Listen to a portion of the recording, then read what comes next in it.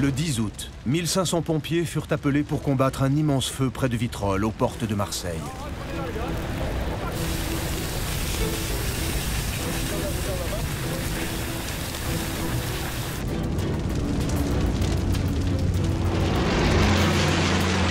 Ils se battirent au sol et dans les airs. Mais la nuit, impossible pour les Canadaires de se repérer et donc de voler à vue. Seules les divisions de pompiers au sol peuvent continuer le combat. Les rafales de vent poussent les flammes à des vitesses de plusieurs dizaines de kilomètres par heure.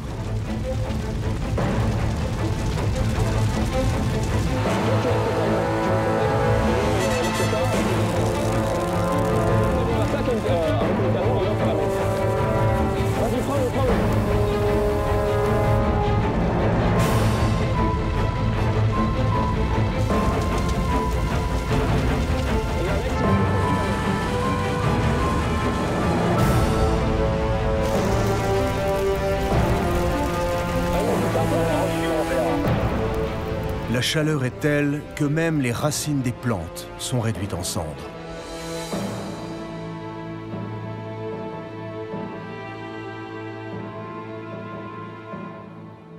Au total, 2016 restera une année record sur le front des incendies. Le bilan est lourd. 355 départs de feu et près de 5000 hectares brûlés rien que dans le département des Bouches-du-Rhône. Aucune victime n'est à déplorer, mais le coût total des dommages n'est pas loin d'atteindre les 3 millions d'euros.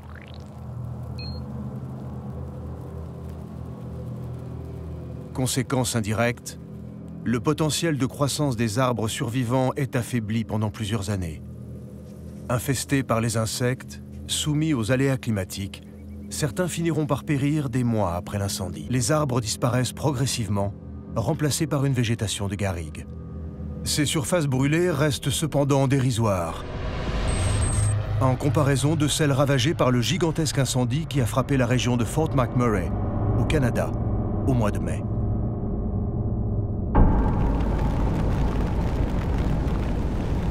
Le feu a démarré au sud-ouest de Fort McMurray le 1er mai.